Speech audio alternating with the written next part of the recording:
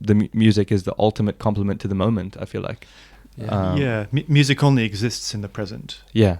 Because no matter, even if you're remembering it, you're remembering something and it's spooling in your mind at that very moment. In a very analytical way that it wasn't meant to be digested. Any reflection is just a portal to the present again, in a sense. Yeah, it's an interesting way to look at it. Becoming Egyptian.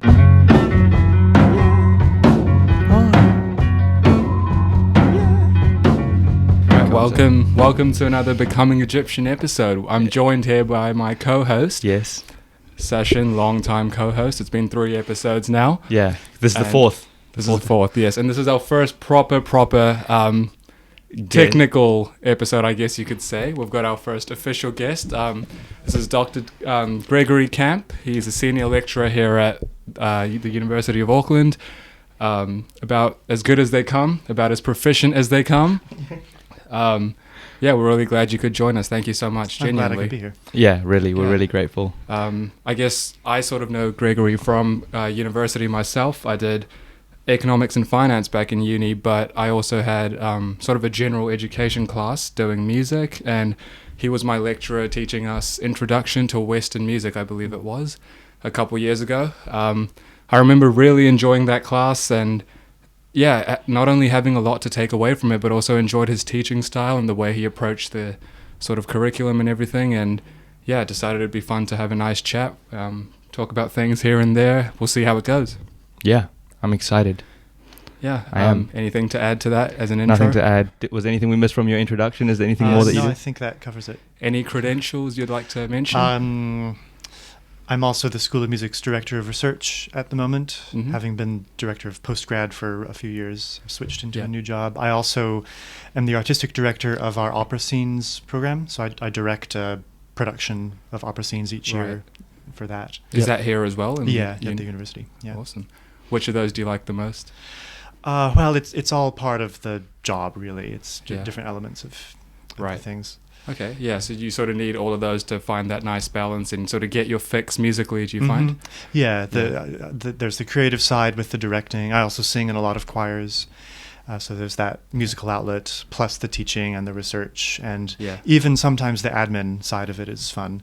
Yeah? Usually not, but sometimes. In terms of getting some nice downtime and to yourself, do you mean? Or admin, like administration. Yeah. Yes. Filling out forms. And you enjoy all of that? Sometimes. Yeah. Okay. You said you had a book coming out next week. I do. It's called Linguistics for Singers. It's kind of a manual or a textbook about languages for classical singers and conductors and pianists as well. So it goes through English, French, German, and Italian, which are the major languages that classical singers have to sing in, and looks at the way the sound systems work, the way that poetry in those languages work, and a bit about the structure of the languages to help singers make their way through the texts that they're singing. Does it focus on any particular period in music? Mostly sort of 18th century, 19th century core repertoire. Right. Would that be sort of your favorite as well, just to explore? Well, my doctorate was actually on Monteverdi, who's a 17th century composer. Right. And my current work is more on film music, which is more recent. So the focus of the book, the repertoire in the book is between those two things. Yeah. So it's not really what I spend most of my time studying and writing about and thinking about, but but it does all go into the same big machine. Yeah, for sure. What was the title of the book? Linguistics for Singers. Linguistics for Singers. Yeah, awesome. Right. No, that's a good title as well. Well, not very exciting, but it does what it says on the tin. Good textbooky title. The person who picks it up knows they want to know about that, and so it directs them into it, I guess. Yeah, there's no fluff or anything there.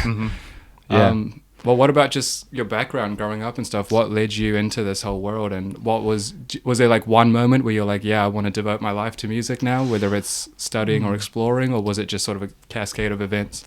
Well, my mother's a choir director, so I grew up with having music around me all the time. So there wasn't a single moment where I thought, music is what I want to do, because I don't remember ever being without music there in front of me in my ears. I wasn't sure really until I went to university that I was going to be a musicologist.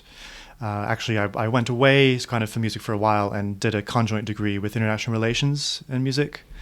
But the diplomatic scene didn't seem like it was really what I wanted to do. Yeah. So when I went into grad school, that was just in music. Right. Okay. That's really different to me in session, because for us it was like, well, we approached music very differently initially when we got into it. Yeah. A bit embarrassing. We met the way we met each other is we joined a band together on NZ Bands, which is where you find these little band, like social media for bands.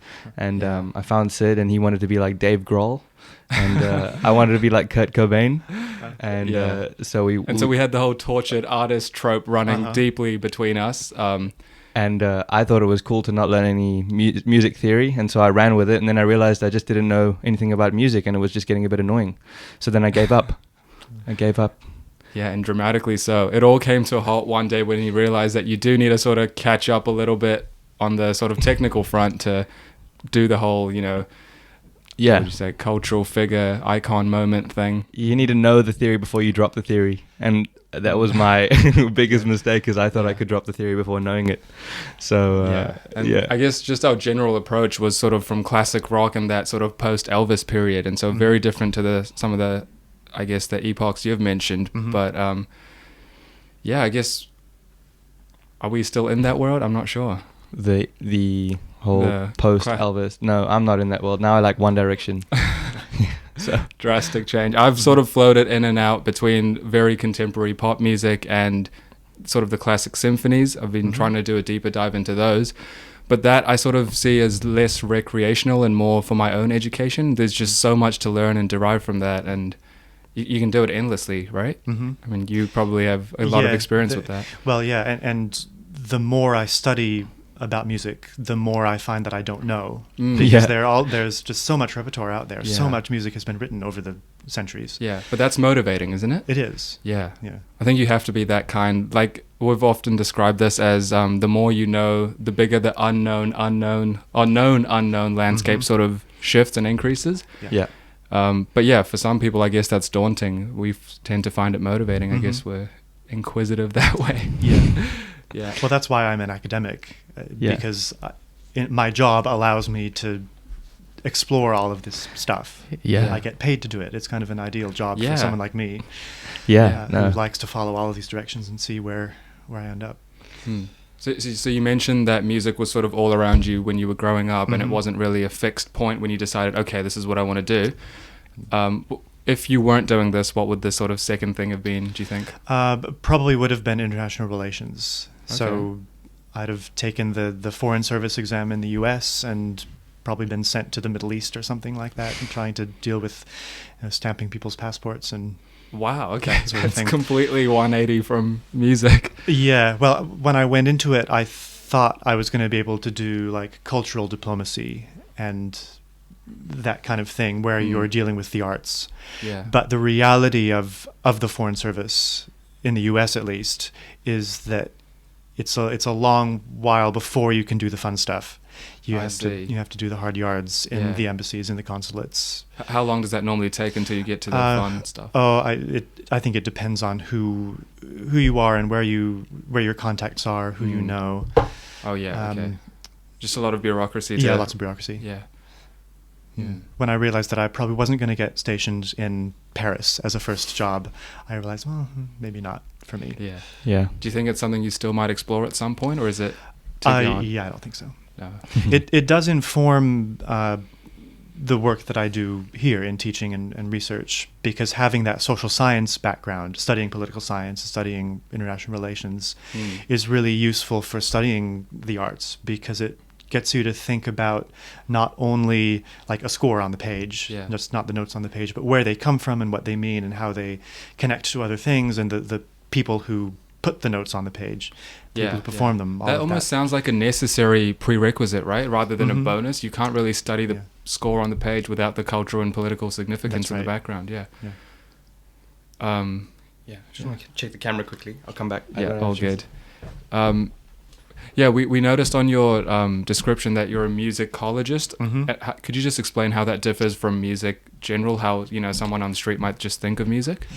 Yeah, well, music is the biggest sort of blanket, and there are all of these different specialisms within music. You can be a composer, you can be a performer, you can be a arranger, you can be an orchestrator, or you can be a musicologist. So a musicologist is someone whose job is to study the history and other contexts of music. Sometimes that is a historical thing, sometimes it's a sociological thing, Right. sometimes it's an ethnographic thing. So there are, even within musicology, there are divisions of Right. what So you sort of study, the how you wider study it. landscape from which that piece arose, would you Yeah, say? it's how does music work? Why does it work that way?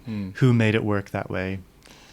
How do we Okay. perceive it? All that kind of stuff. So I guess linguistics would come into that. And the other thing we noticed and was sort of taken aback by your description was that you speak 4 or 5 languages, is it? Yeah, So does that feed into that very usefully, do you think? it does, especially studying opera, Yeah. which Italian, my, definitely. my graduate work was on.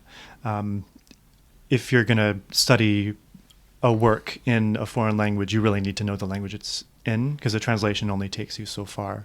Yeah, yeah.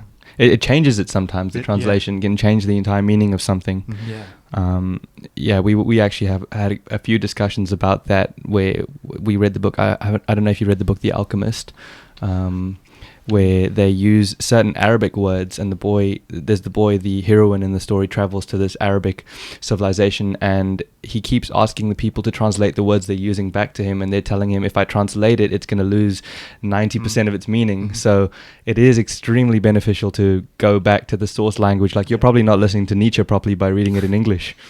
Definitely, yeah. And not just you've lost some of the meaning, you've probably lost the core essence, and now you're just at danger of misinterpreting it entirely. Yeah, you're reading it, the sequential, structural, skeletal meaning of it, but you're not getting any of the flagrants there, you know? Yeah.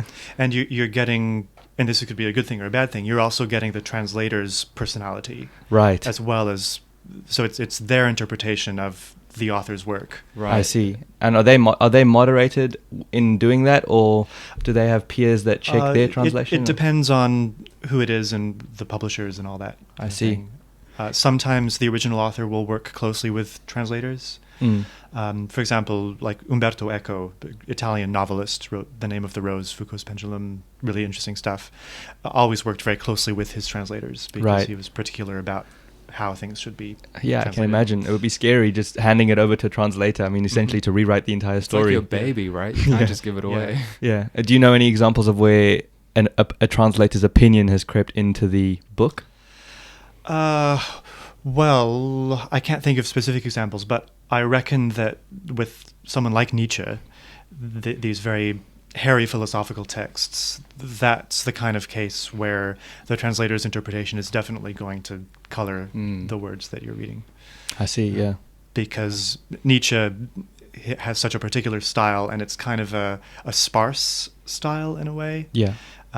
There's a lot of room for a translator to come in and have to fill it in. Yes. Yeah. It's almost particularly ambiguous on purpose from Nietzsche. It's like ready to be, subject to be misinterpreted almost. Yeah, and so there's a interpreter trickster element to that. It's like, Yeah, come and read my work, see what you think. Yeah, he's Let's daring see. you to misinterpret. Yeah. Yeah, and then the translator takes on the role of the interpreter. Yeah. And then the horrors of the 20th century follow. We're probably jumping the gun there. But yeah, so we were talking earlier about how the language, knowing multiple languages helps in terms of getting sort of a deeper access to the core essence of the work. Do you find that having all of this, sort of having an analytical mind like you likely do, sort of takes away from the experience of it at all? You can't turn it off? It's a good question. I don't think it takes away from the experience, because I find more depth of the experience in analyzing how it works on a deeper level. Yeah, I think I highly agree with that, and that's the reason I was asking, because there seems to be what I think is a misconception where you either have the technical aspect or you have the I'm in the experience, and like the qualitative is here and the technical is here, but I don't think it's a trade-off at all. What do you reckon? Yeah, well, do you find you actually enjoy the the qualitative side more after analyzing it and understanding it further? Yeah, because take a composer like Mozart, who everybody knows was a genius. Yeah. I think he becomes even more of a genius when you understand what makes him a genius, how the music actually works. Yeah. Yeah. Yeah. It doesn't destroy the magic, for me at least. Yeah, definitely. Well, he was a genius to the people that didn't analyze it and to the people that did analyze it. So he was a multifaceted genius. Yeah. Yeah, the layers of his genius are pretty insane. Yeah. I guess that's another topic that is sort of relevant. We've been talking about what makes a specific piece of work stand out from the rest, and there's obviously the sort of the intricacies, and like they were the first to do this, they were the only person to do this, and you know, cultural impact and all of these kind of factors tend to come up majorly. Is there any one sort of factor, do you think, that stands out amongst the rest? Like, for a great work, this is the one thing it has to do. Open question to both of you. Yeah, that's a hard one. Yeah, because we've dedicated an entire episode to trying to figure this out. Yeah, our first episode was what is greatness, and by the end we realized we know even less than we about started. what it is. Yeah. So yeah, it would be interesting to know. There's an essay by Italo Calvino, who's was an Italian novelist, essayist, fabulist, where he tries to answer this question. He's got a list of like 10 things of what makes something a classic. Sounds so dry. Yeah. But one of them, the one that sticks with me the most, is that it's something like, he says, a classic is a work that you're never reading, you're always rereading. So even if you're reading it or experiencing it for the first time, you're experiencing it through the many previous layers of experience of that work. So do you mean how it was interpreted before? Yeah. So if you come to something like the Magic Flute, Mozart's opera, which is one of the most frequently performed things, even if you're going to the opera and seeing that for the very first time, what you're seeing is already going to have been influenced by previous interpretations of it. Yes. Because of what the singers are doing, what the director is doing, what the conductor is doing. Their experience goes into that. Yeah. And then whether or not you realize it, that's influencing your experience too. Yeah, but it's not watered down, it's being watered up almost. Right. Yeah, it's a cumulative effect. Right. That all of these different readings have on the work.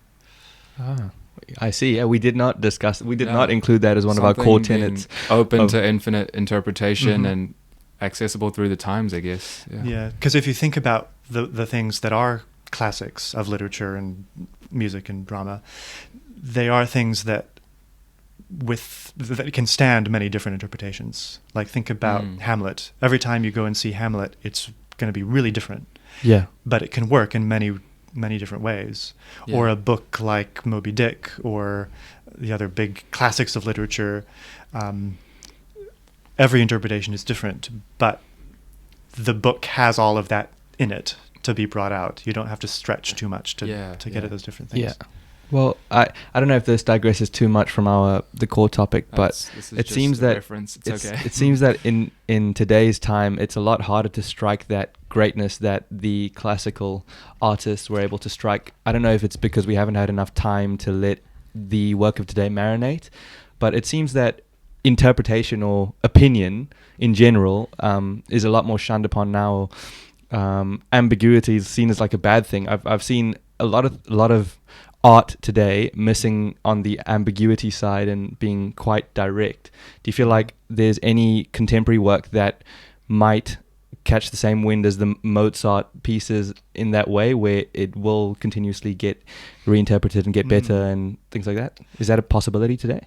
Oh, I think definitely. On a level we can't know, because we can't anticipate what the next generations will find in what our generations are creating to take it forward, but because it might be something that we really don't expect. Yes. It almost has to be, right? Yeah. Something we don't expect. Yeah. If you set out to make a classic, it's probably not going to work. Yeah. There's our soundbite. Because Mozart didn't set out to write operas and symphonies that would be played 200-300 years after he died. Right. He was just doing his job. Wagner probably did. But yeah, Wagner, right. yeah. He's like, I am the guy to save us. Yeah, that's right. Yeah. So he's an exception. In many ways, probably, right? Yeah. Yeah, I just... I really like this continuous unfolding aspect of something being a classic. It's just, it's here today, it's here for the next generation, perhaps in a different way and forever. It maintains a certain unfamiliarity for the next person to uncover, and that unfamiliarity is infinite in a way. Is that intent? Do you, I don't know if these great people have writings on how they made these certain things. Was that intentional for it to be so timeless? I know we said like you can't set out to make a classic and make a classic, but was there some sort of intention behind this sort of unfamiliarity that they've managed to create? Well, again, it depends on the person and especially when they're writing. So the idea of ambiguity as an aesthetic quality that we value is historically contingent. It's something that today we see as a plus if something is ambiguous. Yeah. But if you go back to the 18th century, they're not really thinking much about that question. They have different questions to ask and to try to answer. We definitely have sort of superimposed this sort of positive element to this indecipherability, which probably wasn't expected or intentional during the time. But now it's like, oh, there's a mystery and an allure to it all. And that's a good thing, apparently. It's like, I can't get to the core of it, so it must be something great that, is sacred in some sense, because I can't get to it. Yeah. That's definitely, what did you say, culturally contingent? Culturally contingent, yeah. So that's a romantic idea, 19th century romanticism. That's where that really comes from. And then it's hardened even more in the modernist aesthetic. And then the postmodernists come in and question it all, but still kind of are doing the same thing. Yeah, they think they're shaking up the entire scene in ways that are far less significant than they actually do. Yeah, that's sort of the current 21st century story as well, right? With the artists that we like to lament, sort of. People sort of playing into a trope or wanting to seem a certain way rather than being the actual thing. Like instead of focusing on just making good music, focusing on all the things that you recognize in Mozart's work around his music that you think makes it great, and focus on those things, but everything besides the actual music. And in doing so, you just miss the entire the boat. Yeah. I don't know if because I know that we said they weren't setting out to make these classics, but do you know if in the time Mozart was regarded as, was there a feeling that he would be as timeless as he ended up to be? So I think some would have said yes, but really that doesn't come in until a few decades after he dies. I see. There's a music critic, novelist, poet called E.T.A. Hoffmann, who was one of the first to write about Mozart in the terms that we recognize today as the great timeless genius. And he's writing like 1810, around then. Wow. But before that, Mozart was seen often as a bit edgy and a bit unsafe in a way, because his music was so extreme for the time. That's the thing that in the movie Amadeus they play with. It's based on a play by Peter Schaffer, which is it's a fiction. The claim is that Salieri, a rival composer of Mozart, was somehow involved in his death and poisoned him. Not true. So it's kind of an unforgivable character assassination of Antonio Salieri, who is actually a really interesting composer. I think that movie's coming out or something, isn't it? Salieri? I don't know. You heard it here first. So they ruined his reputation in that play. Yeah, but the play brings up some very interesting things because it's about the nature of genius, seeing Mozart as the genius and Salieri as the craftsman who writes music that maybe is put together well but doesn't have the spark. Right. Wow. But that's very much not the way that an 18th century audience would have seen either of those composers. Okay. How would that have changed? Again, it's that E.T.A. Hoffmann thing of Mozart as the timeless genius, because his music was so different from everything else and was seen by the 19th century as having some kind of ineffable quality about it, something you couldn't define, something that transcends what a composer like Salieri was doing. Do you think it was provocative in a sort of mental, like it forced contemplation? Was that part of the spark, do you think? I think so, because there's so much music in Mozart. One of the famous things about anecdotes was the Emperor Joseph II told Mozart that his music had too many notes, which is kind of true. If you look at a Mozart score and analyze it, he's got more changes of harmony, more changes in texture and color in the orchestra than a lot of his contemporaries do. So there is more to study, per se, in his music. Yeah, so it seems more taxing, and so it draws the minimalists away. Yeah. Interesting. The first sort of thing that comes to mind when you say there's so much to it musically is The Who, the band. I often think of Quadrophenia and Who's Next in these sort of classic rock albums, and they're often heralded as you've got the rhythm section, and that's its own story, it's its own narrative, and then you've got the song as a whole, and that's telling you something, it's pushing you a certain direction, especially if it's a rock opera. Tommy, I think it was, right? Yep. Yeah. Yeah, and just sort of that being sort of a consistent theme amongst the greats. There's like, you can focus in on this little part, or you can do this, and there's almost like 10 different listens to that one piece. Yeah, as opposed to the earlier styles of rock that they got their start in, which is harmonically and structurally and texturally a lot more simple, but still very good if you've got someone who can perform it well. The argument being that's what gets you through the door commercially, and then and then you can afford to experiment. Do you think there's a moral or sort of ethical obligation, if you are creating a classic, however unintentionally, to teach, to be didactic, and to have a allegorical nature to it? Because what I've been trying to piece together is the validity of the aestheticism argument. Is there, because something about it rubs me the wrong way, but also it's so appealing. It's like music should just, or any work of literature should just be fun. It should just be a Sunday pleasure read or a listen, you know?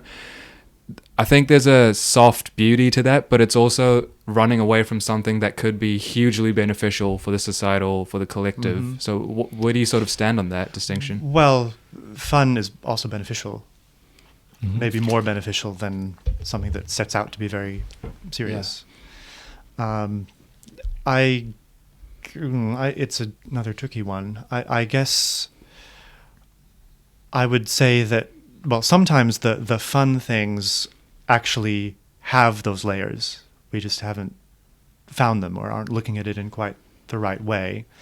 Well, so one of the things that I study is Disney music, which is one of those fun things. And if I were doing this 20 years ago, people would probably be saying to me, "Oh, why are you studying that? It's just not any good. It's commercial. It's not interesting." But now more of us in musicology are studying that kind of thing because we're interested in why people are so attracted to it. What is it in those texts that draw people in? And that can be just as important and just as interesting as a really avant-garde, complex work of art. Yeah, why do people keep coming back to it? There has to be some sort of sophisticated reasoning you could put together for why people can't get enough. And complex reasoning, because it's clearly striking a chord. A chord again and again. Yeah. And who has those formulas? Who are Disney hiring? And is it just the one formula that's being done on repeat, but just in very new ways? It's just the same thing, different flavor. Do you think? Is that that is part of it? I don't want to reduce and simplify everything you've done, but well, look at all of the remakes that they are doing of their animated movies. Doing basically the same thing, but a little bit different. And then the classics are also somewhat derivative. I think my favorite movie ever is The Lion King. I was saying that to you. And that's also sort of from the Egyptian stories and Ra and that sort of Seth, the contendings of Horus and Seth, I think. And then overlap with, I forget if it's Macbeth or Hamlet, but Hamlet, is it? So this thing that you're like, you think set the scene and then everything flows after that. That also was just a slightly derivative. It's those archetypal basic plots. The death of a father, and how does the son deal with that?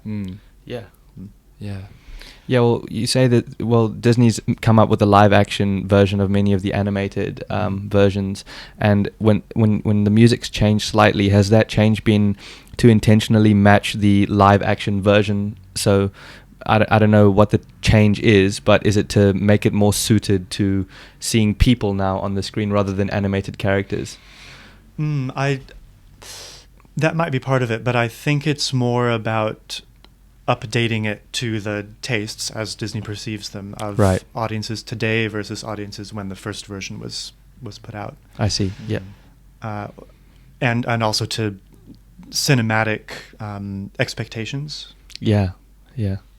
Yeah. Because when the soundtrack changes, the picture changes. Like I was watching Guardians of the Galaxy the other day, and obviously it's this futuristic dystopian intergalactic reality, but they're playing these, I don't know, 80s, 90s, sort of classics, and it makes the thing more human. It makes the entire thing feel more human. And so you're looking at these alien figures, blue people, and you're starting to relate to them, even though they might have nothing in common with us, just because of the score, the soundtrack. Yeah. Although the reasoning is probably more sophisticated than that. Probably, yeah. It's just that's what I draw from it is like, how am I relating to this beast of a character on the screen? I think it's because they're playing Guns N' Roses in the background. Yeah. So, but that formula clearly worked because those movies have been so popular and enough to make sequels out of them and theme park attractions out of them. Yeah. And largely because of the music, because of that connection to real life. It makes it less about things happening up in outer space and more evident that actually it is about us because of that musical connection. Right. Yeah. Yeah. I think a cookie cutter argument some people sort of make is, no, that's just people's ever reducing attention spans, and it just means we need more and more gloss and more wow factor, and so this has worked in the past, just it works, do it again, and it'll probably be wow enough to put bottoms on seats in the cinema. So, but that seems too simple, right?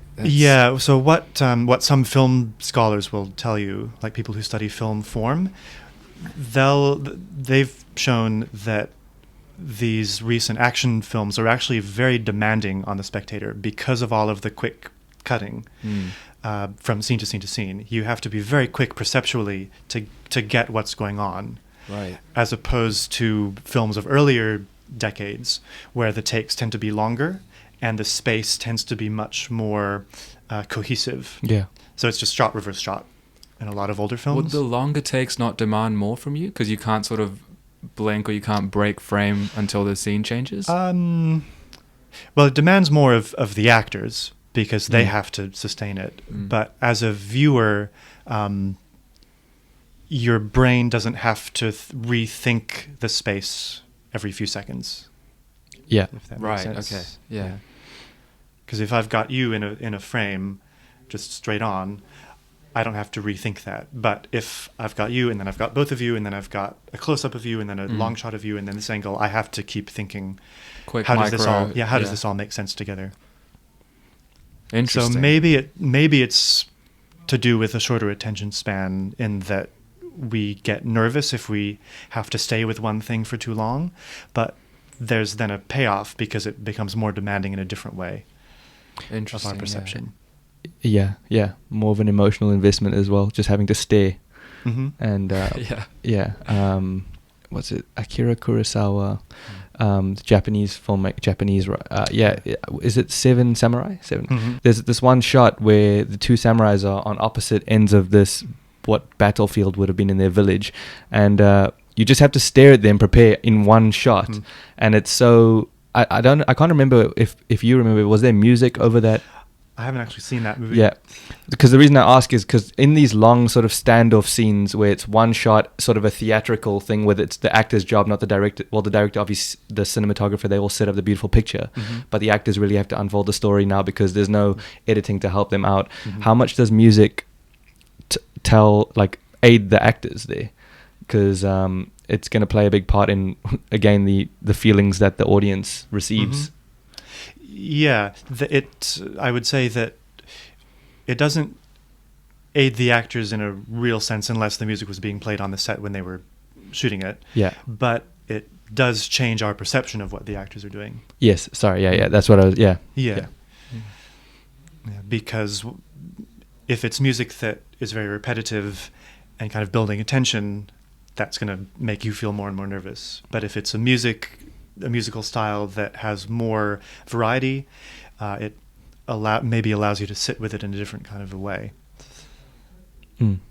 So another example, a similar one to what you're describing, would be Stanley Kubrick and a lot of his work. Barry Lyndon especially has all of these very static, long-held shots, often with music, like maybe just a timpani, bum, bum, bum, bum, bum, that repeats over and over and over again, and helps you to feel that long duration, because the music is repeating. Yes, right. Who did Stanley Kubrick work with for his musical? He often used pre-existing music. For Barry Lyndon, he worked with a composer, Leonard Rosenman, who arranged music by Purcell and Schubert and a few other composers. To make it fit the scene. Yes. But in like 2001: A Space Odyssey, famously there was a whole score written for that by Alex North, a piece of new music, but Kubrick threw it all out and used what had been his temp track instead, with Ligeti and Strauss and who else is on that? A few other composers. Yeah, I just remember the ending of 2001: A Space Odyssey, where the screen is just changing colors, and intense music in the background. Have you seen 2000? What did you think of that final scene? I mean, what do you think the intention was there? Just to get objective about the subjectivity of it.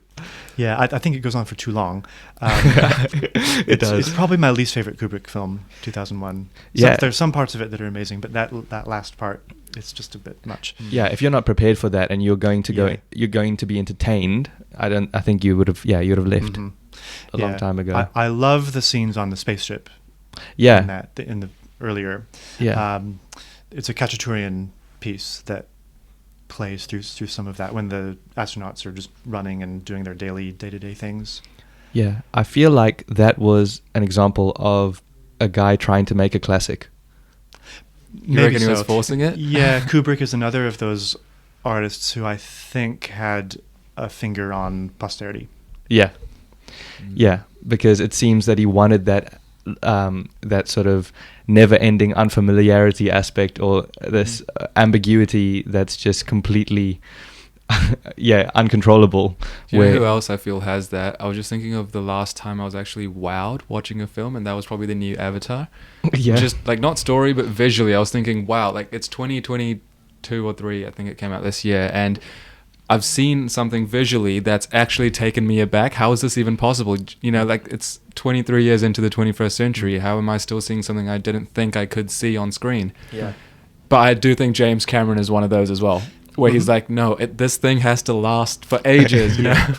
But it's worked for Kubrick and it's worked for James Cameron. We still watch Titanic. We endlessly still watch 2001.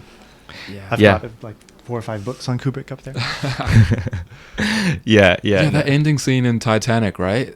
He probably knew that Jack could have fit on that little log thing Rose was on, and people are going to talk about it, and so he left that little hole in the plot on purpose. Yeah, otherwise it would have made too much sense. Like he really can't fit on this thing. We don't he want really coherence. needs to die. Yeah. Now it's Then you have to go and watch the movie again to see how it leads up to that. Now that you know where it goes. So Yeah. But musically, I remember the last time I was wowed was, you'll obviously be familiar with Baby Driver, right? When it came out, and I was like, that first opening scene, it's 2 or 3 minutes. I just kept watching it again and again, thinking, what? Like, there's so much going on. It's like that Mozart thing you said. I can just watch it again and again. Yeah. I use that in classes. That opening. That's probably where I learnt about it from. Yeah. Oh, yeah. Maybe here we go. Going back to the classes. Circle. Yeah, I was thinking about earlier when I go back on some of my personal memories, none of them contain any music. I don't remember any like moments with people that contains any music. But then when the time comes for me to hear music, when I hear it, it uncovers a certain memory. So it's music inhabits this unconscious space that I just can't put a finger on, because I don't ever think about it until I hear it again. What is so special about music that this happens? I mean, what is it about these ordered notes that make such an impact on us, but yet it's not like on the conscious side of things. It tends to be lying in the unconscious. I don't know. Yeah, that was just on my mind. It's a question for the ultimate musicologists. question. Yeah. About how it works that way. But the other senses are similar. You can smell something and it can take you back. You can taste something and it can bring a memory up. But music is especially powerful. Yes, it seems to be. What so I guess sort of on that front, what role do you think music plays? This is another impossible question to answer, but just lay the ground however you feel. But what role do you think music plays in a person's meaning in life individually, if any? Well, it depends on the person. Because we all have such different musical experiences based on where we grew up, when we grew up, who we were around.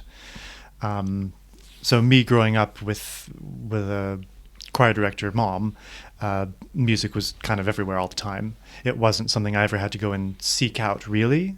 It came to me.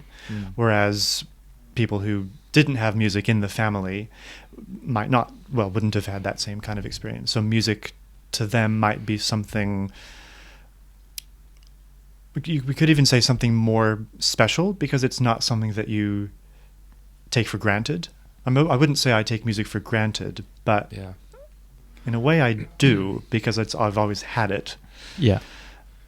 The way that someone who came to it later might not. But it's not lost any of its magic or wow factor for you at all. No. It's ever deepening still. Mm-hmm. Yeah. What about you? Music. Meaning in life through music. Meaning in life through music. Not sure. Again, like I said, it when I think back on any of my lessons or memories or thoughts, none of it contains music. But yet, the presence of music comes, like, when I hear the music in the moment. It seems to be something that affects the moment so heavily, not the past or the future. It seems to affect the present moment, and I think that's what. And obviously, as humans, we're obsessed with the moment sometimes, and the music is the ultimate complement to the moment, I feel like. Music only exists in the present. Yeah. Because no matter, even if you're remembering it, you're remembering something and it's spooling in your mind at that very moment. In a very analytical way that it wasn't meant to be digested. Any reflection is just a portal to the present again, in a sense. Yeah, it's an interesting way to look at it. Do you think that music is, another impossible question, but do you think it's the highest art form for, say, introspection or self-exploration, that kind of thing? Well, I have to say yes, because I'm a musicologist. You'll lose your job. But if I were a painter, I would probably say painting is that. Yeah. What would you say, Sid? I have no idea, and that's why I'm asking, because I came across this video the other day on YouTube saying that arguing for the primacy of music, and the main reason they were using was it's immediate. So it's a reflection of the will, perhaps in the Nietzschean sense, and other sort of 19th century thinkers might agree with that. It's not representational, so there's no recurring patterns that you see. It's not like a painting where a painter is trying to replicate something that exists in structured form in an Apollonian sense in the world already. It's purely just, there's no intermediate phase. It's just coming straight from wherever it's coming from, and there's no translation in the middle. And so this person was arguing for that being a reason as to why it affords opportunity to self-reflect. Yeah. I feel like also new music sometimes that I haven't, again, going back to how I feel like it plays this critical role in the unconscious. Sometimes new music that I haven't heard before, when I do hear it, then brings up a certain feeling within me that I may not have ever felt before, just from that one song. And it's a new song, so it's not. I'm not thinking about when I heard it before or whatever. It's brand new, and now all of a sudden a new feeling.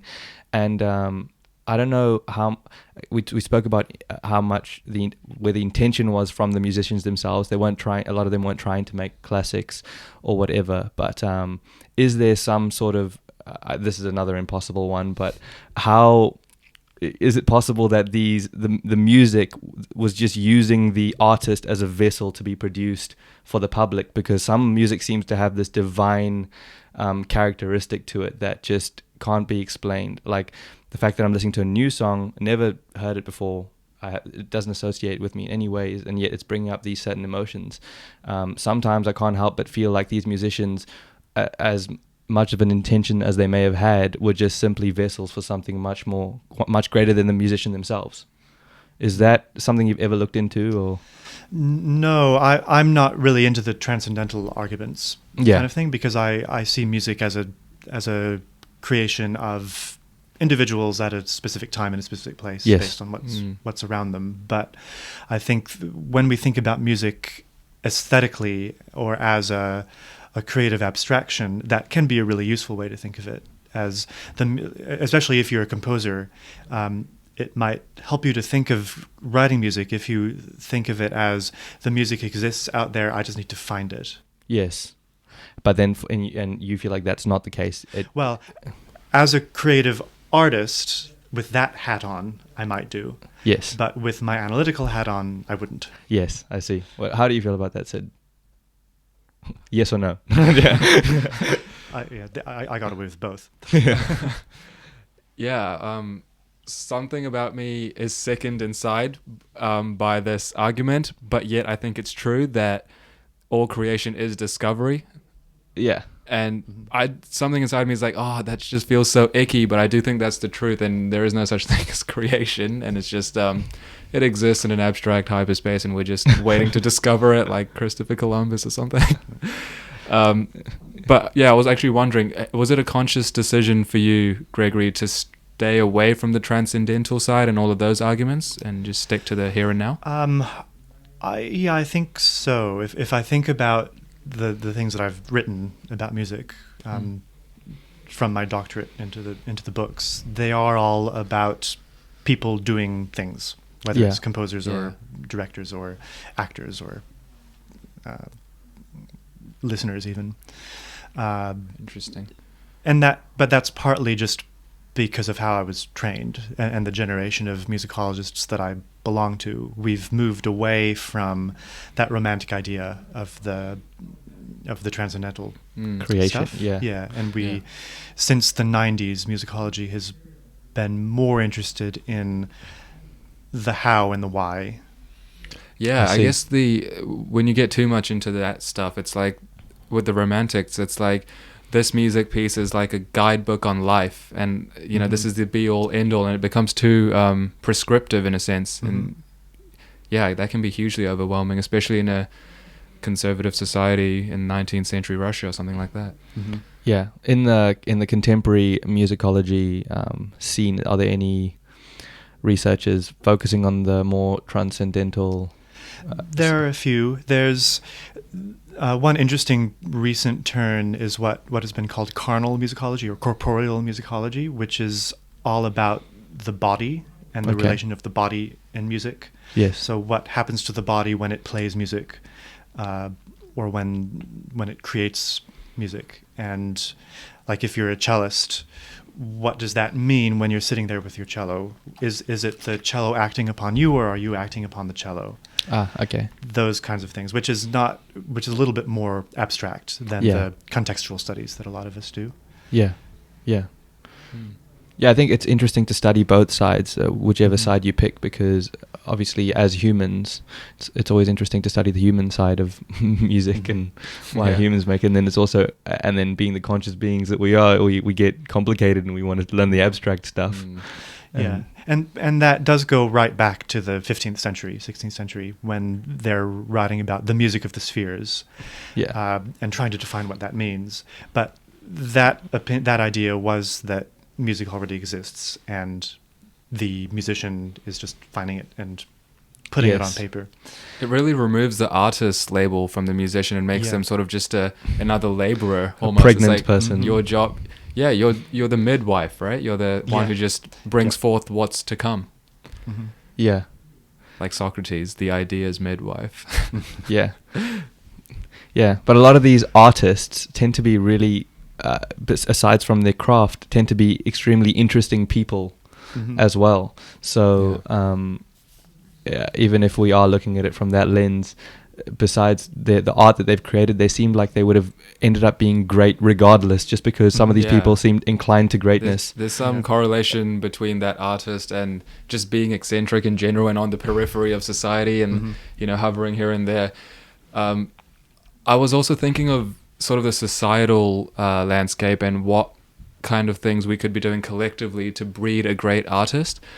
One thing that came to mind was having reserved sections in society that everything goes, and that's where the artist would reside. It would sort of be like a 100% tolerance, 100% this and that, and and that would naturally select for the right kind of people, and you'd get people who are naturally feeling, disillusioned and disenchanted with their general life. And do you think there are like specific moves we could make, whether it was legal or just in the micro, in the here and now, in our day-to-day lives, that could help breed the next great whoever? I think it's mostly just about exposure to the arts. It's having a space in every school for music lessons, art lessons, all of that kind of accessibility. stuff. Would Accessibility, you say? yeah, because who knows what art we're missing out on because people weren't exposed to the possibility of having it. Yeah, wasted talent. Is there any great work of art, not necessarily musical, that did more damage than good, but we heralded up anyway? Well, we can talk about the propaganda art of the Soviet Union or Hitler's Germany, which set out to convey an idea that is repugnant to us. Aside from the ones that were commissioned by totalitarian dictators, maybe. What? Yeah, I can't think of any. No. I can't either. There is but that's the thing, right? With greatness, we sort of associate a positive charge, but I'm not sure if that's even necessarily the case. Yeah, there's an essay by Richard Truscott, who's a recently died but very famous musicologist, called "The Danger of Music," and he writes about, well, the danger of music and how there are pieces of music that maybe are so powerful that they can be misused or misconstrued or misinterpreted. Do any come to mind for you? Well, I wouldn't really agree with him on that point, but one of Tereskyn's bugbears is Karl Orff. His most famous piece is Carmina Burana, which big choral orchestral piece. O fortuna velut luna. You'd recognize it if you heard it. But that piece was written in Nazi Germany, and according to Tereskyn and a number of other musicologists, encodes a lot of those totalitarian ideas within it. But because it's kind of one of those greatest hits pieces, we listen to it without thinking about that side of it. And he's not saying we should ban it outright or anything like that. He's saying that we need to think about the context of its creation when we hear it, and then decide if we actually want to hear it or not. Right. Okay. Yeah, it seems like there's many examples of art that were created in what we would think of as bad contexts, but I don't know if there's any art that's bad with a B, like a capital B for society. Because it's impossible to strip it of its context and just look at it as if it were in a vacuum or something. Right? Yeah, because if you strip the context, then like you say, that might have been, it's just we take it for granted what that is. And then it's great for learning, though. If you're just learning notes and harmony and the technical side, it's like, just look at the work. Just look at the work and nothing else. But when you're actually studying it overall, you need everything around it. Yeah. Yeah, same like if you're looking at leadership without context, and you could study Hitler without context. How to get to the top of a hierarchy. Look at Hitler. Anything else don't. Yeah, exactly, yeah. So, to answer the question, I don't know any that without the context is capital B bad. What about pieces of work that you guys liked that you no longer like? The most drastic 180. Well, one example for me would be Andrew Lloyd Webber, like Phantom of the Opera. Although I've started to kind of, in a weird way, come around to it. But when I was a kid, I loved all of his stuff, was obsessed with it. But then by the time I got to uni, hated it with a fiery passion. Now I can find the middle ground. I can see, understand better what I like about it, what I don't like about it, and why. But that's an example of a shifting tastes. What caused the initial disruption with the love?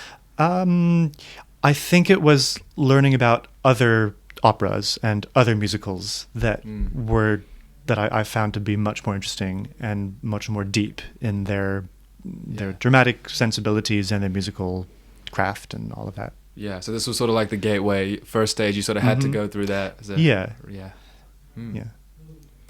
How about yourself? You're going to tell us about Nirvana now? That I once loved and don't really love. I don't know. Again, with the whole like, if you take like Kurt Cobain with his lyrics, he refuses to answer any questions about his lyrics because he knows the ambiguity has to stay there for it to be a classic. That's how I feel because I think he purposely painted himself as the edgy artist when he knew downright that he wanted to be that person and that would propel him to greatness. Chris Novoselic, the bassist from Nirvana, has come out many times in interviews and talked about how Kurt wanted to be famous. I don't know what happened there. What's going on with his image? Because I'm thinking, if he ever came out one day and some of the lyrics, like take the lyrics from Smells Like Teen Spirit, if he said I meant everything I said literally, the art side of it just drops away, because it's the simplest of lyrics. But and then the 27 Club, right? That's but I think no, I don't think I've come to not like any music. I've just come to recognize that it was complementary to a phase in my life, but I don't like detest anything now. In fact, I'm actually grateful that every piece of music that helped me through a certain phase in my life helped me, and I'm happy to leave it behind and leave that version of myself and the music there with it. I'll actually, in fact, always love the music for doing that for me, but never just go back on it. So I don't feel like there's anything I hate now, but definitely things I don't listen to anymore like I used to. Yeah. A lot of that being like I don't listen to as much classic rock as I used to, or yeah. Still a healthy respect for it in the distance. A huge respect for it. You don't want to deny that you had a phase, that would just be weird and wrong anyway. So that would then you'd have to justify analytically why you no longer like it. You'd rather just say you were in a phase. So well, what about you? What do you hate? Probably nothing musically, but I remember reading Crime and Punishment by Dostoevsky, and I just fell in love with it at the time, and then I got completely over it like 6 months later, thinking that was not as deep as I thought it would be. It was, but like I thought it was going to be like life-changing, and it just only changed me for 1 week, and I was like, oh, okay, no, that was impactful, but not like life-changing. So I mean, I sort of had this like, I started lamenting Dostoevsky a little bit. It's like, what's this reputation? It's undeserved. And then I read The Brothers Karamazov, and it was sort of like a similar feeling. It's like good, but not. I don't understand the whole ooh-ah-ness about it. Yeah. Especially with other great writers from that time. It's probably no musical examples though. Yeah.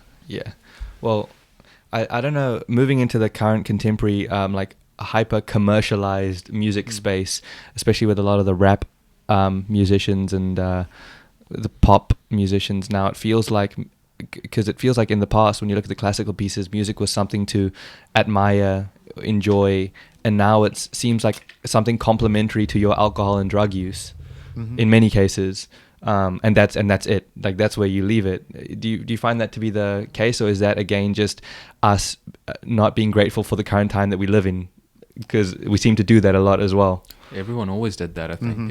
There's always been commercial music and more artsy music. Even in the 18th century. I guess a striking difference though, like we mentioned Mozart before, when people went to listen to one of his works, they wanted to see new things that they haven't heard before, whereas right now we have an affinity for, oh yeah, that song's catchy, put it on and put that on my repeat playlist. Do you know what I mean? Like the sort of appetite for novelty. Do you notice a difference with that?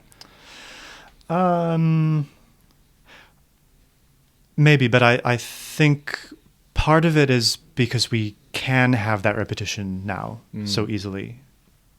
Because you don't have to hire a string quartet in if you want to hear a string quartet. You can just put it on Spotify.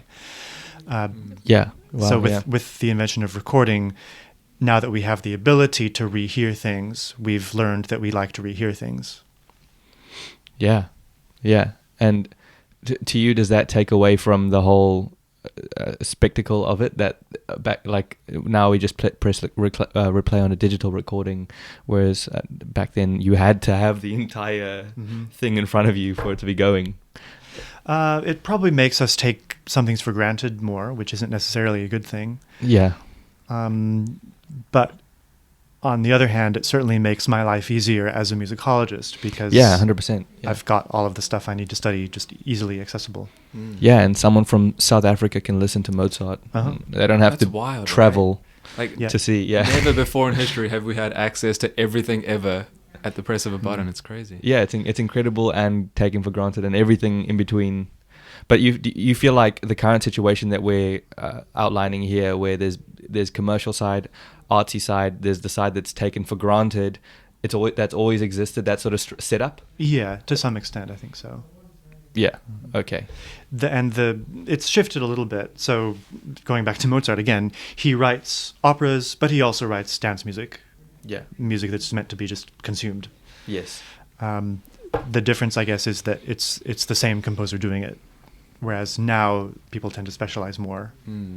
Yeah. You produce choose all pop music, or you produce all fancy avant-garde music. Pick a side. Yeah. Is that because although the same concept exists, or the same structure of the division between commercial and art, not to create a false division, but the commercial and art, now to be a commercial success, you have to be much more of a commercial success than you had to be back in the days. So you really have to pick a side because there's just not enough resources. More competition. Yeah.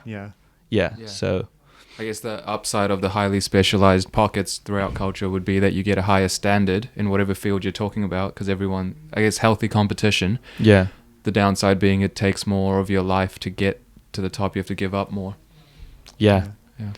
And the kind of patronage that musicians could count on a few centuries ago doesn't exist nearly as much now. So if you want to make a living as a musician, you have to make stuff that sells a lot, or you have to have a different job to support what you're doing, or you have to be in a university or an institution. That's what I was actually sort of getting at before with the whole specific pockets of society sort of dedicated to kinds of people, like the sort of aristocratic tutoring argument where Marcus Aurelius's teacher was the teacher of Rome, this teacher was this teacher of Rome, and like sort of having a high degree of customized and specializedness right from the get-go, and that breeding some sort of greatness. But exposure is also obviously highly important.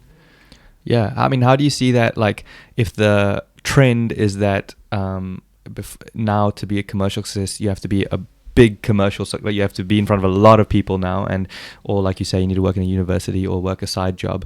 Where does this take music in going forward in the future? Are we gonna, obviously now already we're missing out on a lot of talent because you can't just express yourself willingly. Now you have to express yourself within a certain economical format.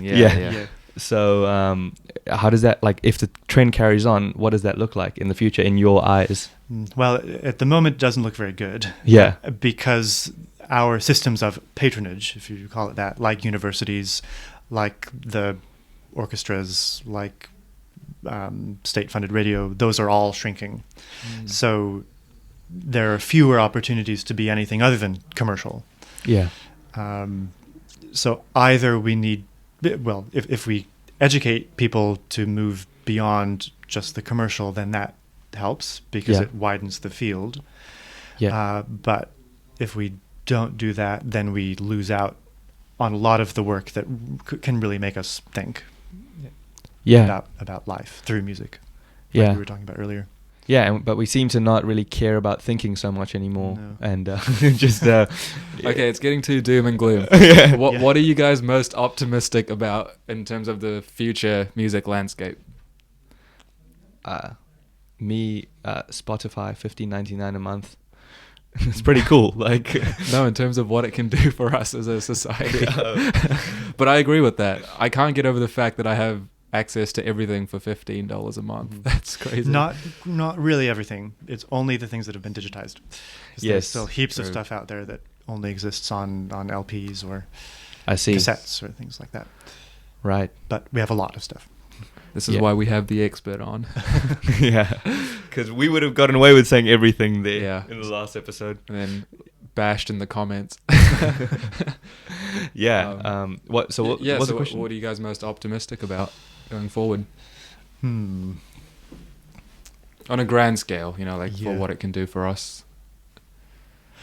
I think that even though the university education sectors are shrinking, there are a lot more, a more variety of voices coming through in all types of music, but especially in classical music.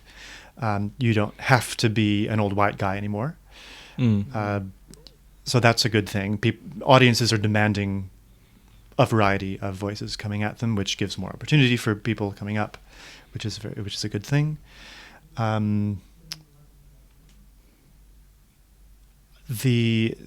Because of the access to material, the level of skill has been going up.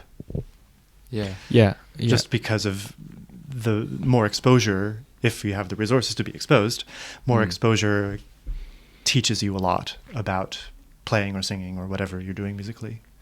Right. Yeah. Gives more examples. So overall, a rising standard, would you say, on the technical front? Yeah. Yeah. I tend to enjoy the rising standard on the technical front, but at sometimes it feels like we sometimes people feel like technicality is all they have to have, and so they just add as many notes as possible, and you end up having these hair metal guitar solos that just sometimes I don't even want to listen to, you know. So it's like, but not to get doom and gloom again, optimistic. I think to be unrelated to music, the fact that we can make a podcast and post it to YouTube, and YouTube and the discoverability through like short form content and that kind of stuff now is the possibilities are much greater. The same goes for musicians. You don't need to be endorsed by this big record label to post a reel on Instagram and potentially have a million people view it and like it and go from there. So the discoverability of the average Joe, not the average Joe, the person with average Joe resources is now much better. Yeah. So I'm excited to see who comes out in that way. Yeah. Yeah. It's more of a free for all, and something good normally comes out of the chaos. Something. Yeah. What I feel like we have lost though is the mystery that we used to have for these big art figures. Like we take like Robert Plant or these big rock stars. You didn't get to see their Instagram stories and see what they're doing in their house. You just saw him when he came on stage and he said goodbye to you, and that's it. And then he just left the country, right? Yeah. And now you can just go like visit his house for like $300. It's crazy. It's just. But yeah, no, you're supposed to end on an optimistic note. So yes, go on. Well, I guess just a sort of final wrap-up question, unless there was something else you had as well. But I think go for the final one because our hardware is pretty limited here with the recording stuff. Okay, an alien race visits us on Earth. You can only show them one music piece to represent all of our human history. What do you show them? What are you most proud of? Both of you. We'll go to the musicologist for this one. The first reaction is Monteverdi's opera La Coronazione di Poppea, because it has everything about life and love and sorrow and misery and hatred and everything. Wow. I need to listen to it. I don't think I've... And that was your specialization as well? Yeah. If I hadn't written a doctorate on it, I would probably say something else, but it's very good. Is that is the paper you wrote accessible online to read and stuff? Okay. Yeah. Monteverdi on the Modern Stage, Oxford University. We'll definitely read that. Definitely, and listen to it. I haven't actually listened to it, so but that ties back into how you were saying the more you analyze it, the more you actually learn to love it. Because if you just looked at it, if you just listened to it, maybe you wouldn't be saying the same thing. Yeah, and it would probably spark some sort of want to learn more and more that you don't know as well in general. Just like this could unfold even more if I just knew what this meant. You know, maybe I'd see it in a greater light. Yeah. What about yourself? I have no clue. It's not enough time to prepare for that question. Not necessarily music then. How about something else? Just the first thing that comes to mind. Because as soon as we end this, we're going to be like, I should have said things. Yeah. I don't know. What do you show them? You show them a baby. A baby. I'll show them a baby. Yeah. Show them we're harmless and Yeah, Yeah. take the baby. Yeah, I don't know.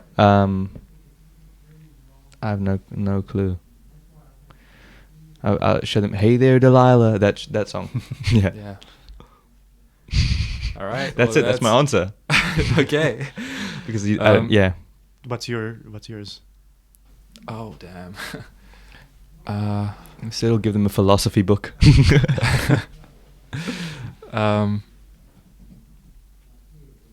Probably just. No, I'd show them the latest Tool album. That is life itself. Okay, and then the aliens will leave out of Yeah. fear.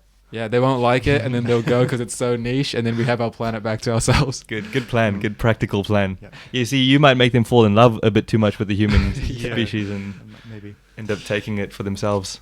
Yeah. Well, Well, yeah. no. Thank you so much. Thank you so much for joining coming us. on. This was It's great. been a serious privilege to have someone like you on, and yeah, I really, really appreciate it. And I remember your teaching style in particular, so thank you so much. Oh, you're welcome. Yeah. Thank you. That's it. Episode That's 4. it. Thank you for watching.